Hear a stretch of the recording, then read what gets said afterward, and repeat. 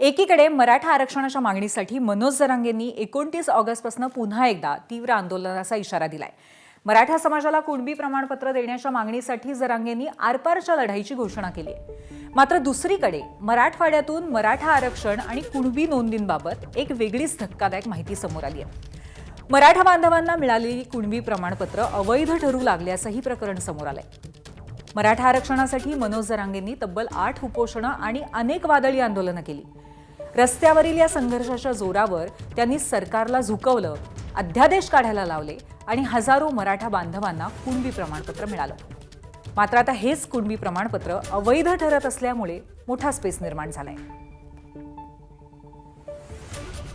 गौर जिल्हा परिषद सर्कलमधून सर्वसामान्य कुटुंबातील असल्यामुळे सर्व जनतेने आशीर्वादाने माझ्या पाठीशी असल्या हा माझा विजय झाला आहे आणि हा माझा विजय काही विरोधकांना खपवत नाही। म्हणून राजकीय सूडबुद्धीतील जात पडताळणी समितीने माझे सर्व पुरावे सक्षम असूनही माझी जात वैधता प्रमाणपत्र समितीने फेटाळली आहे।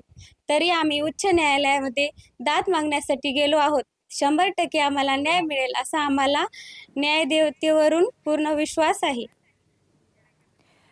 आणि या मुद्द्यावरनं मनोज जरांगेंनी सरकारवरती जोरदार टीका केली आहे। सरकारच प्रमाणपत्र देतं आणि रद्द करतंय असं त्यांचं म्हणणं आहे। तर ओबीसी नेते लक्ष्मण हाकेंनी या निर्णयाचं स्वागत केलंय। सरकारच प्रमाणपत्र द्यायला सरकारच रद्द करायला लागले।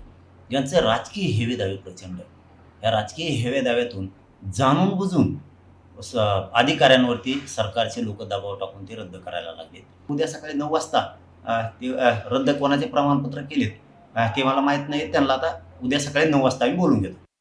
खऱ्या अर्थानं ओबीसी बांधवांच्या हक्क अधिकारांच्या विरोधामध्ये ज्यांनी बेकायदा बोगस सर्टिफिकेट्सद्वारे ही प्रमाणपत्र काढली, ही प्रमाणपत्र रद्द झाली पाहिजेत, यासाठी आम्ही हा लढा गतिमान करणार आहोत।